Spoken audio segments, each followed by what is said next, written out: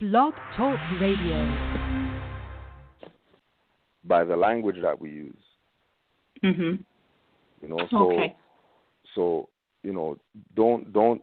I know that the appearance is that things are dire and we need to do something right now because killings in the street and people are panicking, rioting, and all that type of stuff. But we can't move in haste. Mhm. You know what I mean? Like, once we move in haste, we're going to compromise ourselves worse than if we would have just, chilled for a little bit. Mhm. Because our people are really in a state of mental enslavement. And it's so deep that they don't even know that they're mental enslaved. They think everything's cool. Right? Yeah. So any type of, like it's like, we always use the example of somebody. Have you ever heard of the term right to travel? Yes. Okay, so we use the example of somebody who drives whatever for a living, bus, truck, whatever like that, and then they find out about right to travel, right? Yes. It would be premature, immature, and incompetent for them to throw away the license tomorrow because they found out about right to travel today. Sure. Right? It's the same thing with anything else. Mhm. You know what I mean? So once you start on that page, the mortgage fraud page, you would correct your concepts about how the industry of mortgages work and understanding why it's a fraud. I'm familiar. Yes, I have read about that. Yes, as well as the debts. And so I wasn't asking for me. I'm not in that situation. I am a licensed real estate agent in Texas. And so what I really wanted to do was to get the fast track the information, right in front of me so I could really go through it as far as finding out, the different ways for people to take their homes off of the tax records. And so I wasn't sure, since I didn't get my ID card from the Bay, publication, if the paperwork, if the ID that came with that would also come with, the paperwork.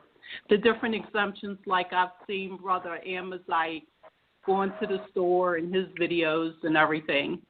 And so I wasn't sure if that would, additional paperwork that you need for different scenarios would have been included, or if you would have had to go to the Bay publications to get certain things for debts.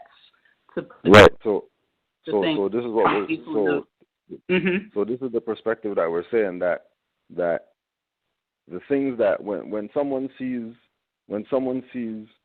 a Moor do something spectacular, make them slap their forehead and all that stuff and say, oh my gosh, like that's what it means to be a Moor or whatever, right? Those people are doing that based on their knowledge, not a paper or card that they have. And yes. Mm-hmm. They're doing that because they're being what they know. Okay. Opposed to just like we're saying with the situation, putting the situation in front of them and then thinking that, I'm going to get out of this because I got this information now. It's the same thing with the cards, putting the card in front of them. The card makes me a Moor, so I'm going to show this card, and then when they see the card, then they're going to say, we recognize. Oh, no. I understand. If you're not vibrating, that card is useless.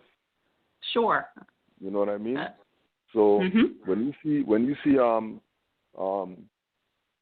Amazight do something like that, or Brother Devon do something like that, put something into the public expressing being or more. The idea is to do exactly what it did, how you brought it up. Get people to stop for a second, like, hold on a second. Hey, hold on a second. That guy looks just like me, and he's not paying taxes?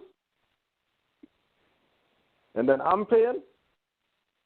Okay, I need to check out something. I need to watch one more of these videos. I need to do whatever. And this is what the job of these people who were, like we were saying in the beginning, around Noble Jwali, that were taught they were supposed to do exactly what we're doing right now.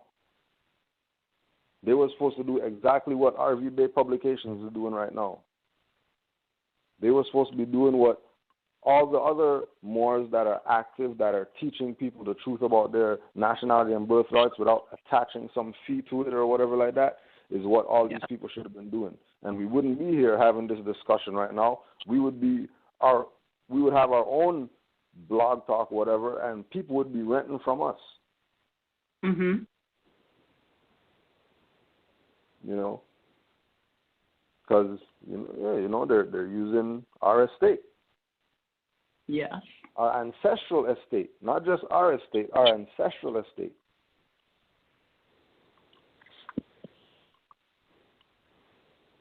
Okay. I appreciate all of your information and time. Thank you for sharing. Thank you. Thank you, Mother. Thank you. No Mother. problem. We here for you.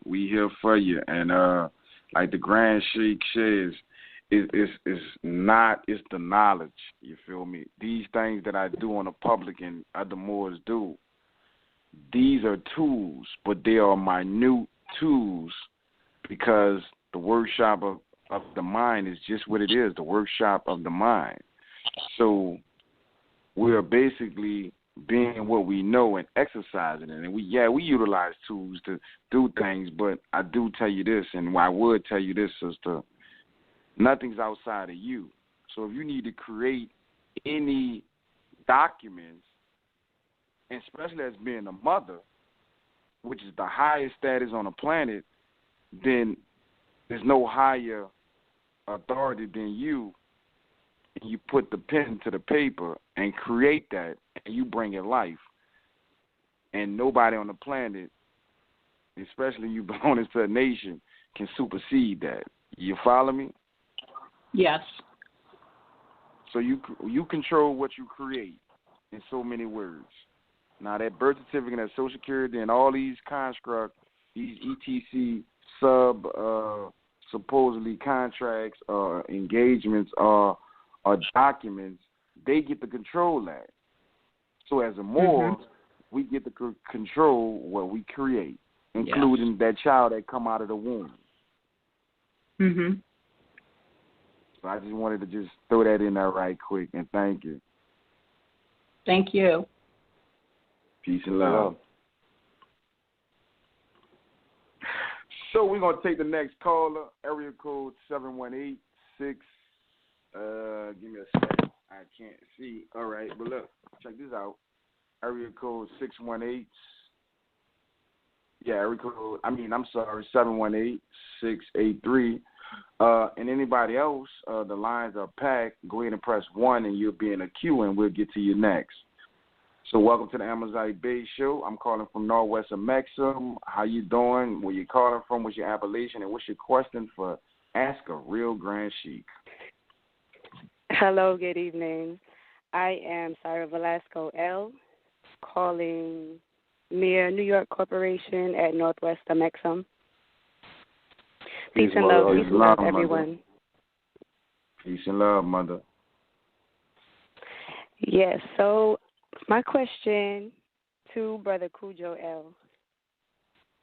is, I like what you said when you said don't move in haste, and, with, like, the protesting and all of that, because I never really saw the real purpose in that besides maybe exposing the real issues and spreading to people who maybe is still asleep to the real issues. But my question is, what do you suggest that we do when the corporation actually does fall and, like, martial law is in effect and all of that? and like, you know, they're gonna try to force people in these camps, the FEMA camps.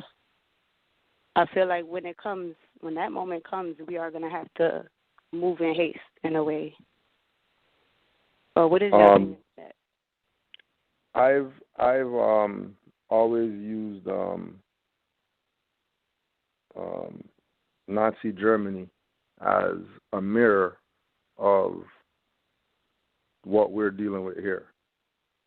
Okay. Right? The only difference is that the U.S. is not in their own land. Okay. Right? Right. The U.S. are foreigners here. But the same thing that Hitler did is what, you know, should be going on from the perspective of nationalizing everything here. But that could only be done if the people know about their nationality and their birthrights. Correct. So when the reason why I use that as a mirror is because during the reign of Hitler, the place where the Jews went before they got exterminated was called the ghetto. Okay. Where we've been living this whole time.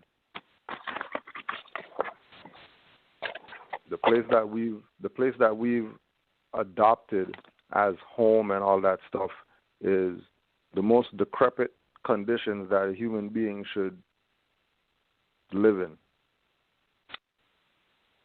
Okay. Right? And remember that in the 60s, when you know, Black stuff and all that, and then when we go back, even during Noble Drew Ali's time, there was soldiers in the streets. So martial law has been going on for about 9 years. Mm. And people aren't really peeping game that extermination of these so-called, we'll call them, for lack of a better term, we'll call them Jews. The extermination of the Jews in America has been going on for a long time. Mm-hmm. By the fascist regime. So we've been living in martial law.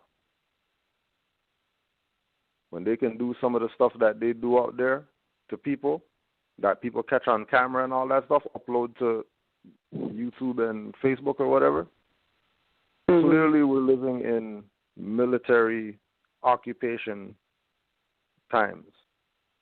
Right. Just look at the helmets that they're wearing. They have the same Darth Vader Hitler helmet. Right. Mm-hmm. Which is really the Sphinx head.